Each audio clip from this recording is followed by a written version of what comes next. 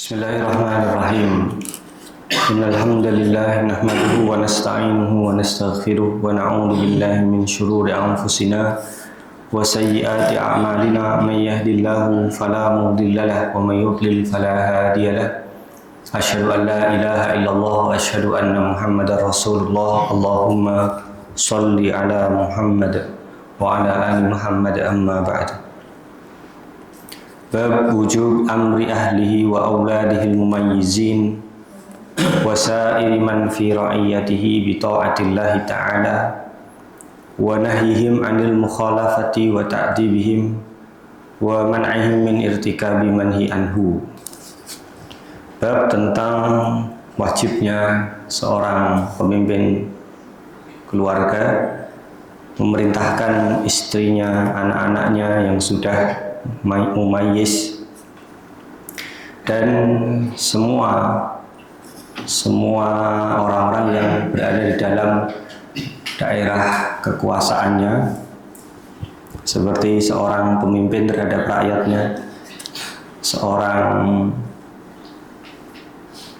dalam tingkatan apapun ya, dalam tingkatan yang lingkup paling kecil, misalkan seorang suami, seorang bapak, atau yang lebih luas lagi masyarakat, seorang RT, seorang RW, seorang lurah, atau seorang gubernur, atau presiden.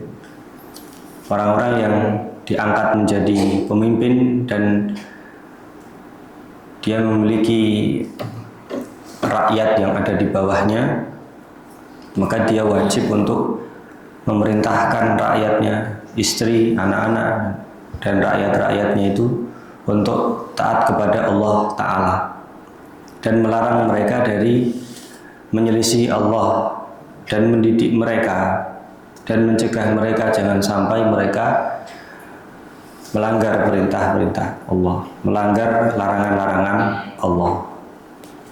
Kalau kita ya tidak bicara yang lingkup besar dulu, yang lingkup kecil dulu lah, Bapak-bapak sekalian, sebagai pemimpin di rumah tangga masing-masing, maka ada kewajiban atas panjenengan sekalian untuk memastikan keluarga-keluarga itu selalu taat kepada Allah, jangan sampai melanggar perintah Allah, jangan sampai melanggar larangan Allah. Wa an Abi Hurairah radhiyallahu anhu qala, diriwayatkan dari Abu Hurairah, mudah-mudahan Allah ridai beliau mengatakan, akhadha, mengambil, Al-Hasan ibni Ali bin Abi Thalib radhiyallahu anhuma, Hasan bin Ali, mudah-mudahan Allah ridai keduanya, tamrotan, satu butir kurma, min tamris sedekah, dari kurma zakat. Faja'alaha, maka Hasan itu kemudian mengambil satu butir kurma tadi, kemudian dimakan. Faja'alaha, maka dia jadikan satu butir kurma tadi fihi, masuk ke dalam mulutnya. Namanya anak kecil ya, namanya anak kecil, lihat ada kurma langsung diambil kemudian mau dimakan. Faqala Rasulullah sallallahu alaihi wasallam, Rasulullah sallallahu alaihi wasallam bersabda, kakhin irmi biha. Kakhin ini maksudnya dijelaskan oleh Imam Nawawi di belakang hadis, yuqalu bi iskanil kha wa yuqalu bi kasriha ma'at tanwin. Ada yang membaca dengan kha yang disukun, kah gitu. Ada yang membaca dengan kasrotain, kakhin. Wa hiya kalimatu zajrin lis-sabi anil mustaqdharat. Ini adalah kata-kata hardikan atau kata-kata untuk membentak anak kecil supaya menjauhi barang-barang yang dianggap kotor, dianggap menjijikkan. Wa kana Al-Hasan, dan adalah Al-Hasan radhiyallahu anhu Dan Allah ridha beliau sobiyan, saat itu masih anak kecil. Ya, seperti jenengan kalau memperingatkan anak-anak kecil atau cucunya apa megang sesuatu yang menjijikkan atau kotor itu jenengan pripun. Kalau orang Arab sih ngomongnya kah gitu. Kalau orang Jawa ngomongnya gimana? Ya gitu mungkin ya. Tahu bro? Ya. Pokoknya jangan gitu loh. Maksudnya jangan kamu pegang, jangan kamu ambil barang itu kotor gitu. Tapi dengan apa ya? Kalau orang Arab namanya ini ismu saut gitu, kah gitu. Ya gitu kan mungkin. Atau jangan lah gitu. Intinya Rasulullah SAW ini menggertak Hasan bin Ali supaya tidak memakan kurma tadi. Irmi, buanglah biha kurma itu, buanglah kurma itu. Dalam riwayat lain disebutkan fanadhara ilaihi fa idza huwa yaluqu tamratan. Nabi SAW kemudian memandang kepada Hasan, ternyata Hasan sedang mengulum kurma tadi. Faharraka khaddahu wa qala alqiha ya bunayya, alqiha ya bunayya. Rasul kemudian menggerak-gerakkan pipinya Hasan sambil mengatakan, buang itu hai anakku, buang gitu. Ya kayak anaknya itu nelen sesuatu gitu ya, nelen bocah-bocah itu biasanya ya kan ada ya fase senengannya makan apa saja dimakan gitu, kertas dimakan, mainan dimakan, nah gitu kan kadang kita panik ya, dimakan gitu barang yang kotor atau apa, terus pipinya itu dipegang terus keluarkan gitu. Kita khawatirnya dia keloloten gitu. Rasul juga begitu. Ketika melihat Al Hasan bin Ali ini makan kurma, langsung Rasulullah SAW keluarkan, dilepeh gitu. Ama alimta, apakah kamu tidak tahu, hai anakku, wahai cucuku, anna bahwasanya kita ini ahlul bait la na'kulus shadaqah. Kita ini tidak boleh makan barang zakat. Sedekah zakat itu tidak boleh kita ini. Kenapa? Karena innaha min awsakhin nas. Karena sedekah itu adalah harta-harta kotornya manusia. Muttafaqun alaih, hadisnya disepakati atasnya.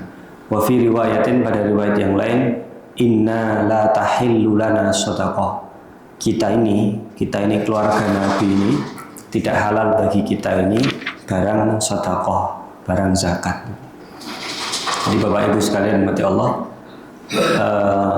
ahlul bait, keluarga Nabi Sallallahu Alaihi Wasallam, beliau, kemudian para istri-istri beliau, kemudian putra-putri beliau, kemudian cucu-cucu beliau, itu semua merupakan ahlul bait, termasuk keluarga Ali, keluarga Abbas, keluarga Fadl, keluarga Ja'far.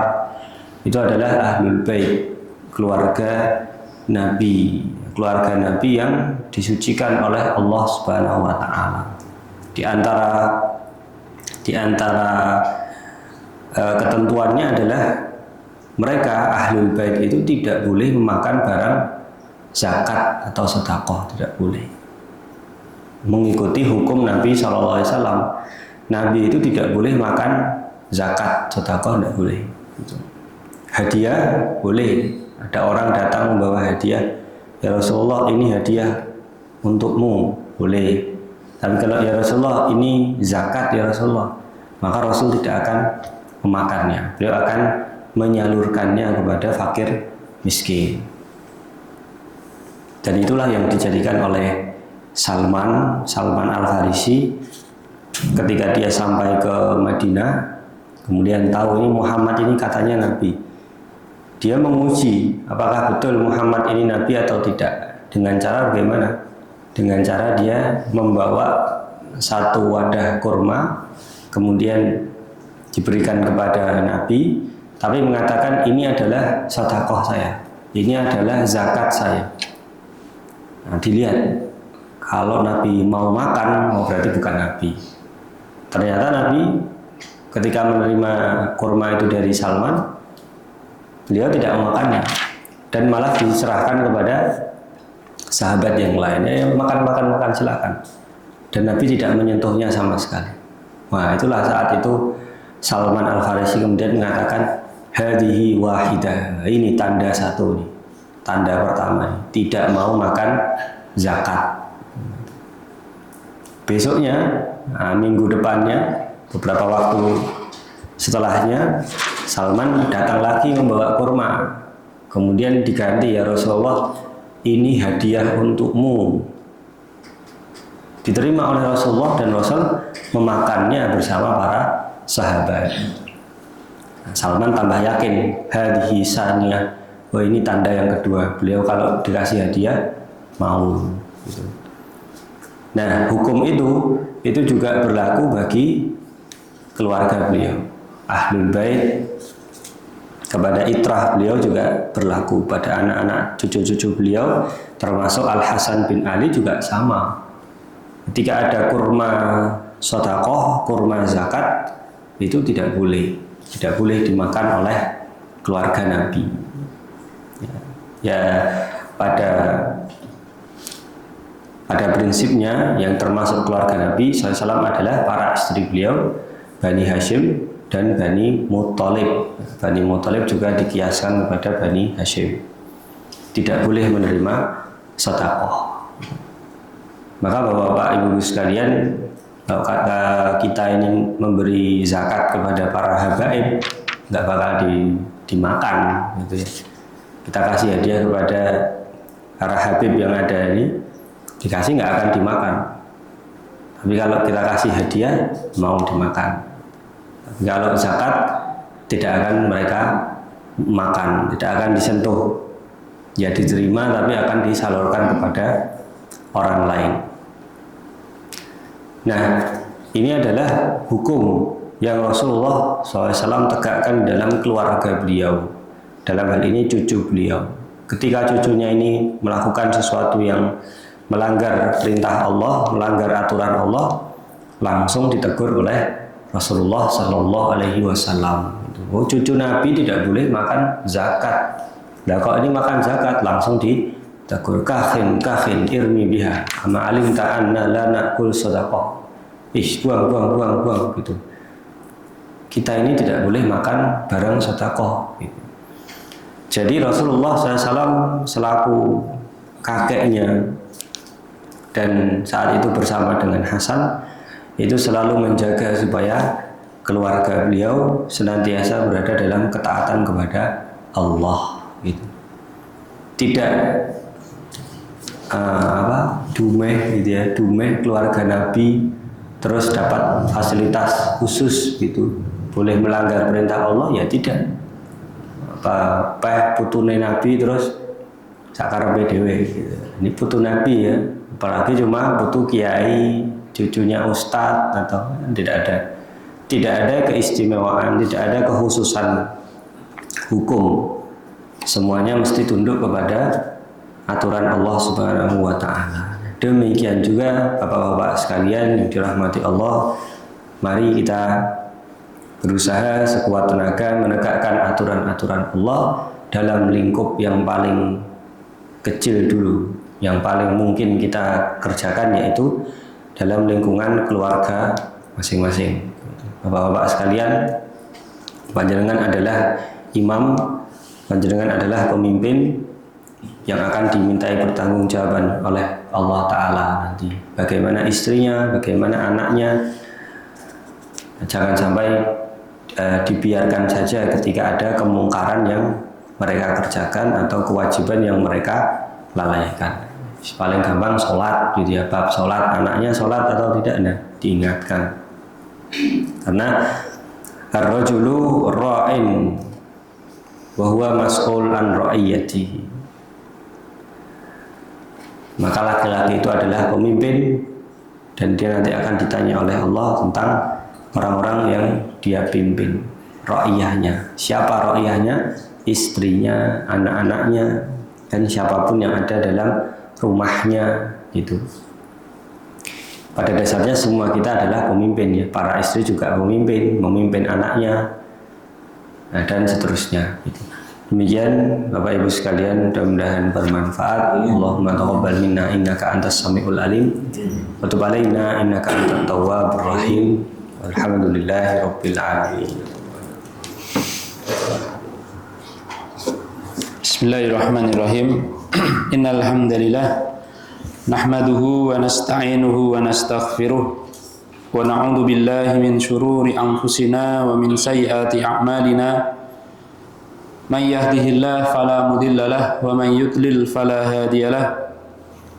Asyhadu an la ilaha illallah wahdahu la syarika lahu wa asyhadu anna Muhammadan abduhu wa rasuluh.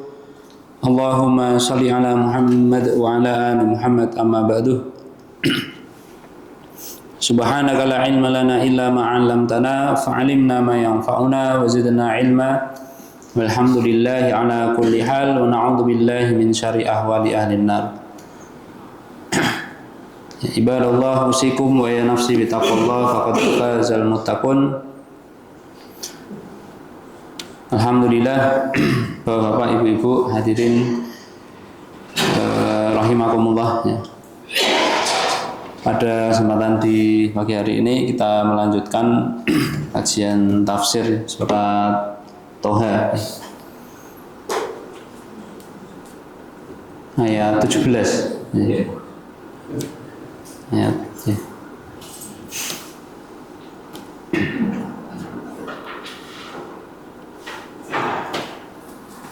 A'udzu billahi minasy syaithanir rajim. Wa ma tilka biyaminika ya Musa. Qala hiya 'ashaya atawakka'u 'alayha wa ahushu biha 'ala ghanami wa liya fiha ma'aribu ukhra. Qala alqiha ya Musa.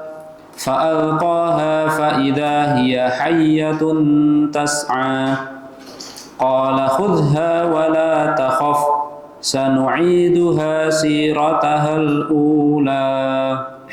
Bismillahirrahmanirrahim. Allahumma salli ala Muhammad wa ala ali Muhammad. Allahumma arhamna bil Qur'an waj'alhu lana imama wa hudaw wa nuran wa rahmah. Allahumma dhakkirna minhu ma nusina wa 'allimna minhu ma jahilna warzuqna tilawatahu ana al-laili wan nahar waj'alhu lana hujjatan ya rabbal alamin. Allahumma faqihna fid din, Allahumma 'allimna al-kitab, Allahumma aslih lana fi dinina wa wassi' lana fi darina wa barik lana fi rizqina. Ya muqallibal qulub tsabbit qulubana ala dinik wa ya musarrifal qulubi sarrif qulubana ila ta'atik. Rabbana la tu'akhidna in nasina aw akhtana. Rabbana wa la tahmil alaina isran kama hamaltahu 'alal ladzina min qablina.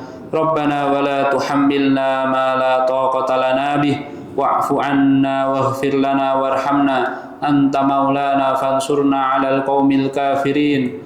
Allahumma ansur man nasaraddin wakhdhul man khadalal muslimin wansuril mustad'afina minal mu'minin wa aidna jami'an birahminka ya rabbal alamin. Rabbana atina fid dunya hasanah wa fil akhirati hasanatan wa qina adzaban nar. Wa sallallahu ala Muhammad wa ala ali Muhammad walhamdulillahi rabbil alamin.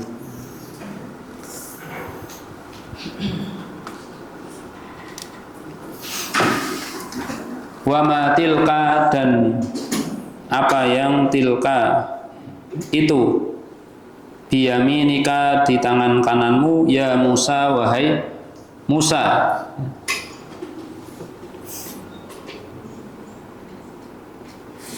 Qala, Musa berkata, hiya asaya, hiya itu adalah asaya, tongkatku,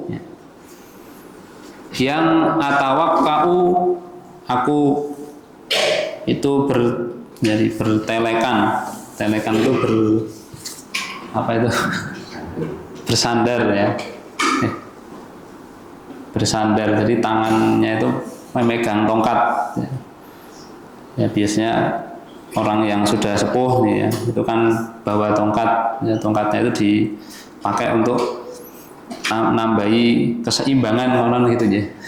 Karena jalannya itu sudah tidak kuat, nah ditambah satu ya. Maka ada yang mengatakan tuh kakinya sudah 3 tambah siji ya itu. Nah ini Musa itu punya tongkat yang digunakan untuk bersandar tadi ya, atau bertelekan gitu. Alaiha padanya, yaitu pada tongkat tersebut, wa ahusyu dan aku itu nah, jadi kalau di sini ahusyu itu menggerak-gerakkan. Jadi kan ada apa pohon-pohon yang di situ memang ada dedaunan gitu nih. Ini maksudnya ahusyu di sini menggerak-gerakkan dengan tongkat ya. Nah di sini tongkat yang digunakan oleh Nabi Musa itu bentuknya seperti huruf L gitu ya. Jadi yang bagian dipegang itu ya bagian yang melengkung itu. Jadi kalau setiap ingin atau Musa itu ya, Nabi Musa itu hendak mengambil dedaunan, nah maka dicantolkan gitu ya. Jadi digantung ya di bagian apa itu bagian rantingnya, sehingga hanya cuma digerak-gerakkan saja. Nah, dan rantingnya itu tidak rusak, ya, tidak patah, tidak. Jadi hanya bergerak-bergerak itu, kemudian dedaunannya itu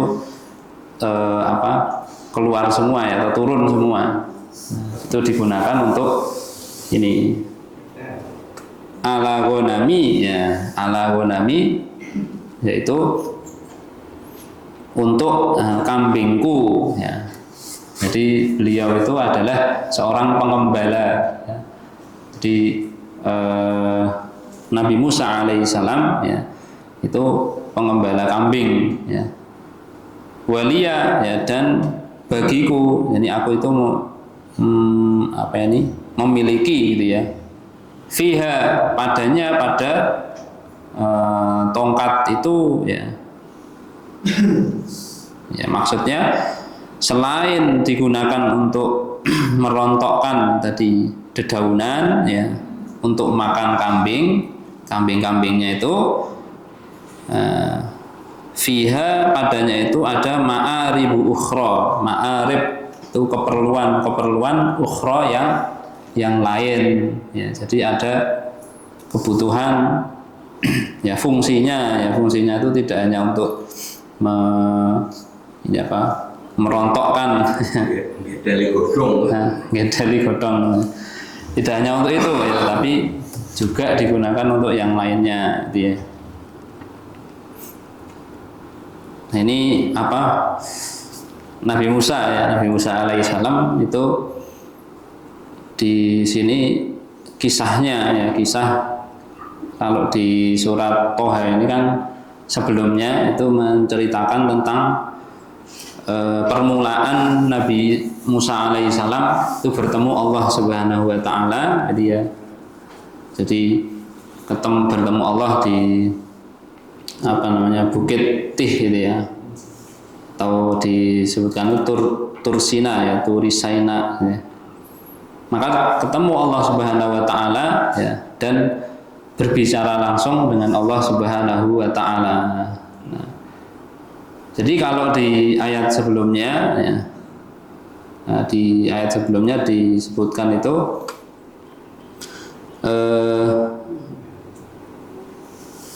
Nabi Musa alaihissalam yaitu ditanya oleh Allah Subhanahu wa taala ya, karena Nabi Musa itu memiliki kebiasaan membawa tongkat ya. Kemudian Allah Subhanahu wa taala itu bertanya kepada Nabi Musa. Pertanyaan ini bukan berarti ya Allah itu tidak tahu ya yang dibawa Musa, ya tidak begitu gitu ya. Tetapi ini sebagai ya bentuk pertanyaan ya, yang isinya itu atau mengandung penegasan atau peringatan gitu ya, yang akan disampaikan oleh Allah Subhanahu wa taala melalui pertanyaan ini gitu ya. Jadi kalau pertanyaan ini ya, ini bukan berarti Allah itu tidak tahu yang dibawa Musa ya, tetapi ya Allah tahu ya. Ya, hanya saja Allah itu ingin ya menegaskan ya kembali ya sebelum menjelaskan sesuatu yang akan Allah tampakkan daripada mukjizat gitu ya, mukjizat di mana tongkat itu nanti bisa berubah menjadi ular gitu ya. Maka ditanyakan kepada Musa, wa ma tilka biyaminika ya Musa, ya, dan apa yang ada di tangan kananmu wahai Nabi Musa, ya. Ya, jadi ya jawabannya, kemudian Nabi Musa menjawab, qala hiya asai, itu adalah tongkatku, ya. Ya, maka Nabi Musa ini salah satu dari bolehnya ya seseorang itu ketika ditanya ya dengan satu pertanyaan itu jawabnya dengan ya beberapa jawaban gitu ya, agar lebih jelas gitu ya, supaya pendengar atau supaya penanya itu tidak tanya lagi ya. Maka disebutkan qala hiya asaya, ini tongkatku, nah, atawakka'u 'alaiha wa ahussu biha 'ala ghanami wa liya fiha ma'arifu ukhra. Nabi Musa alaihissalam itu kemudian menjawab dengan jawaban yang lengkap ya. Ya mungkin semua orang tahu ya ini tongkat ya, atau ya ini memang tongkat ya. Maka kemudian Nabi Musa bercerita bahwa tongkatku ini biasanya aku gunakan untuk yang grogi godong ya. Jadi merontokkan godong itu untuk makanan kambing-kambingku gitu ya. Nabi Musa itu seorang penggembala kambing ya. Ya sebagaimana Nabi Muhammad SAW yaitu juga beliau itu penggembala kambing ya. Nah, ini adalah kebiasaan dari nabi ya. Jadi para nabi ya terdahulu itu ketika mereka jadi di dalam hidup mereka ya, itu mereka senantiasa jadi menjadikan ya, bagian dari waktunya itu untuk menggembala kambing ya. Ada yang menyebutkan itu, atau ada beberapa ahli sirah itu menyebutkan ya bahwa menggembala kambing itu bisa melatih seseorang ya, ya mengatur ya bagaimana kambing-kambingnya tadi bisa tertib gitu ya. Tapi kambing kambingnya bisa tertib ya, digusah langsung wedi gitu ya. Ya sebelum nantinya dia itu harus memimpin umat ya. Jadi satu umat yang ya memang nantinya ini sebagai pelajaran atau ya melatih diri ya dalam hal bersabar gitu ya. Jadi ya, Allah Subhanahu wa taala itu ya mengutus nabi ya. Ya tentunya sebagian dari latihannya adalah yaitu mengembala kambing ya. Itu ada ulama dari kalangan ahli sirah itu menyebutkan seperti itu. Nah, itu sehingga gitu ya. Ya sehingga ya mengembala kambing itu bukan sesuatu yang kalau disebut itu bukan pekerjaan yang tercela, itu bukan gitu ya, atau pekerjaan yang terhina, itu bukan. Pekerjaan justru itu adalah pekerjaan yang mulia gitu ya, sebagaimana pekerjaannya para nabi terdahulu gitu ya. Kalau nggak punya kambing ya pitik pitik isor pitik dikandangke rampung gitu. Nah, kalau kambing dikandangke terus stres. Ya sama ya, pitik ya ada yang stres. Nah, kemudian ya apa yang dilakukan oleh Nabi Musa alaihissalam ya itu dengan menjelaskan sejelas-jelasnya gitu ya. Ya kemudian Allah Subhanahu wa taala ya di ayat selanjutnya di ayat 19 itu Allah mengatakan qala ya, Allah berkalam alqiha ya, alqiha, jadi lemparkanlah dia. Di sini kembali kepada tongkat gitu ya. Ya Musa gitu ya, wahai Musa ya, wahai Musa lemparkanlah tongkatmu itu ya. Jadi ketika itu Nabi Musa memegang tongkat dengan tangan kanan ya. Alqiha ya Musa, fa'alqaha, kemudian Nabi Musa melemparkannya, faida, maka ternyata atau tiba-tiba ya, hiya ya dia itu, nah dia di sini tongkatnya itu tadi hayyatun ya, menjadi hayah. Hayah itu ular ya. Ya, jadi kalau hayyatun tas'a nih, hayyatun ular yang tas'a, yang bergerak cepat ya. Jadi kalau ular yang merayap gitu ya, cepat ya. Jadi hayyatun ini kalau di beberapa penjelasan ya ulama ya, tafsir itu tidak menyebutkan ularnya itu ular yang apa, jenis-jenis ular yang mungkin kita kenal ya sekarang ini ya. Kalau dulu ya dulu di zaman dulu itu untuk membedakan ular besar, ular kecil ya, itu dengan ya beberapa apa kosakata dari bahasa Arab gitu ya. Maka kalau disebut ular hayaton ya, itu ya berarti ularnya besar. Atau sobanon ya, berarti ularnya itu besar. Jadi ular gede. Kalau sekarang ya ular apa itu? Ular piton. Nah, misalkan gitu. Nah, ular piton ya, gede ya. Tapi tidak disebutkan ularnya itu ular piton ya. Hanya disebutkan hayaton atau sobanon ya. Tapi kalau ular kecil itu disebut janon ya, jan ya, itu ular yang kecil ya. Fa'alqaha fa'idha hiya hayatun tas'a, jadi berubah menjadi ular yang besar ya. Jadi Nabi Musa alaihissalam ya itu tidak menyangka ya, apa yang dilempar itu tadi ya, itu ternyata berubah menjadi ular yang sangat besar ya. Nah, sehingga ya wajar Nabi Musa alaihissalam itu merasa takut, kaget gitu. Dari kayu ya, atau dari tongkat yang ya terbuat itu tadi ya, terbuat dari tongkat tadi ya, yang terbuat dari kayu, tiba-tiba menjadi ular ya.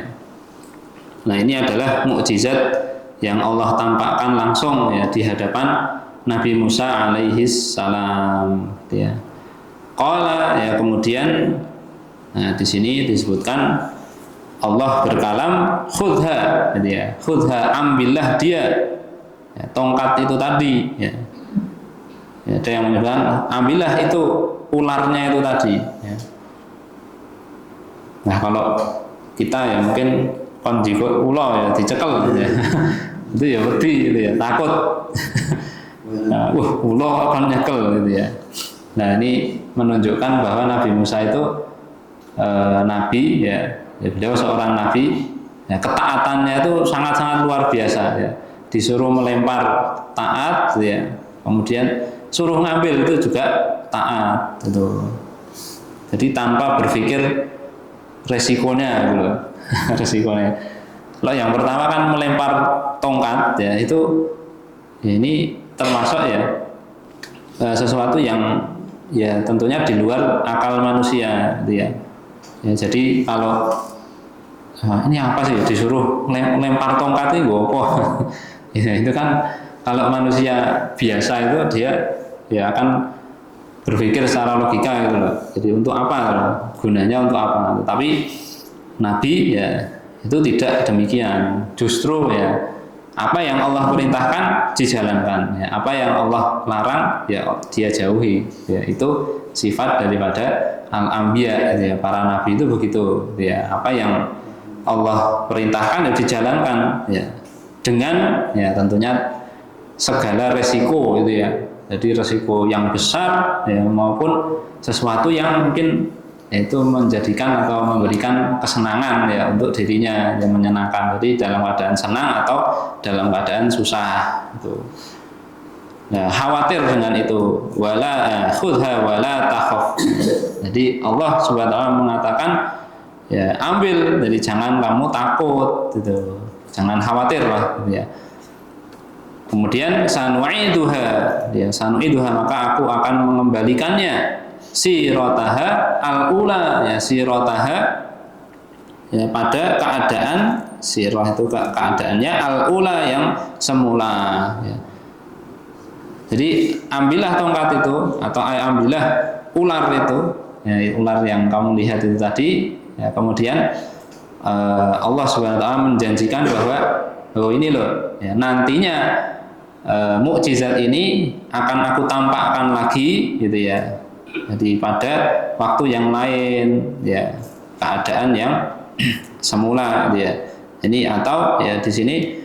Kalau kamu nanti mengambil tongkat, mengambil ular itu tadi, ya aku jadikan ya itu tadi tongkatnya tadi atau ularnya tadi seperti keadaan tongkat, ya kembali kepada keadaan semula itu ya. Jadi ular diambil ya jadi menjadi tongkat lagi. Nah, maka Bapak-bapak dan Ibu-ibu sekalian ya. Nah, mungkin di kisah ini ya kita bisa mengambil banyak pelajaran ya. Jadi beberapa pelajaran yang luar biasa sekali ya.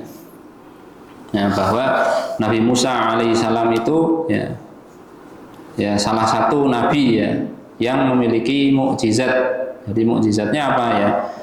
Ini memiliki tongkat yang bisa berubah menjadi ular. Ya, itu bukan sulap, bukan sihir, bukan sulap, bukan sihir, tetapi Allah Subhanahu wa taala yang mengubahnya langsung gitu ya, menjadi ular, dan ularnya itu ular beneran ya. Jadi bukan sihir itu bukan ya. Nah, maka ini yang kemudian ya, Nabi Musa alaihissalam itu pada awalnya melihat ya, mukjizat ya, yang luar biasa ini ya itu sangat takut ya, khawatir ya. Nah, maka Bapak dan Ibu sekalian ya di sini beberapa ya pelajaran yang bisa kita ambil ya dari ayat ini, bahwa mukjizat atau nubuwah ya seorang nabi itu ya itu Allah berikan ya kepada mereka ya, itu pada para nabi ya itu sebagai bentuk ya bahwasanya tanda bahwa mereka itu adalah nabi gitu ya. Jadi setiap nabi itu punya mukjizat ya, sebagaimana Nabi Muhammad itu juga memiliki mukjizat ya. Nah, maka disepakati oleh seluruh ya, ulama itu ya bahwa Al-Qur'an ya. Jadi Al-Qur'an ini adalah salah satu dari mukjizatnya ya, yang Allah berikan kepada Nabi Muhammad SAW. Ya. Jadi kitab yang Allah Subhanahu Wa Taala turunkan ya dari dari zaman dulu gitu ya, di zaman Nabi Muhammad SAW sampai nanti di akhir zaman ya, itu Al-Quran itu akan senantiasa menjadi kitab yang ya, menjadi pegangan bagi umat Islam itu ya. Nah, jadi kan kalau mungkin kitab-kitab atau buku-buku gitu ya yang kita lihat ya itu kan sesuai dengan zamannya gitu ya. Ya kalau buku pelajaran di sekolah itu ya mesti ada kurikulumnya gitu ya. Ya itu akan berganti ya setiap generasi kan ganti-ganti ya. Ya meskipun kalau di MI sini tidak ya akan begitu terus ya. Nah, jadi podo wae. Nah, maka Al-Qur'an itu tidak artinya sesuai dengan zamannya gitu ya. Ya sesuai dengan zamannya, senantiasa dipelajari, itu akan mendapatkan banyak pelajaran-pelajaran yang itu tentunya bisa memberikan banyak manfaat ya bagi orang yang mau mempelajari Al-Qur'an gitu ya. Ya makanya nasihat guru kita yaitu Al-Ustadz Mudakir itu beliau menyampaikan ya jangan sampai kita ini berhenti belajar Al-Qur'an gitu ya. wis hatam 30 juz ya berarti wis rampung gitu ya, tidak belajar lagi ya. Terus ditanya kok orang ngaji ya? Aku wis hatam ya. Neng Al Islam ngono wis rampung, aku wis bola bali. Nah ini pemikiran yang salah gitu ya. Jadi yang namanya belajar itu tidak ada batas usia gitu ya. Nah, batasnya mati minal mahdi ilal lahdi gitu ya. Kalau pepatah Arab itu mengatakan ya tolabul ilm, jadi mencari ilmu ya, belajar ilmu itu ya dari minal mahdi itu dari pangkuan. Nah, dari sejak bayi ya wis kudu belajar. Nah, ilal lahdi sampai al-lahad ya, jadi liang lahat ya sampai mati itu tadi, sampai kuburan. Nah itu namanya belajar seperti itu ya. Nah apa yang bisa dilakukan, dikerjakan ya kita lakukan itu tadi ya, sebagai bentuk peribadahan kita kepada Allah Subhanahu wa Ta'ala ya. Kemudian yang kedua, bahwasanya Allah Subhanahu wa Ta'ala itu ya, itu memberikan contoh ya, Nabi Musa alaihissalam ya, contoh yang baik gitu ya, yaitu sesuatu adab ya, di mana ada orang menanyakan sesuatu ya, dijawab dengan sesuatu yang yang sempurna gitu ya, sesuatu yang memberikan pemahaman yang lebih gitu ya. Jadi tidak kemudian mencela orang yang bertanya tadi ya, ditekoi ya dijawab gitu ya dengan sebaik-baiknya. Kemudian dalam perkara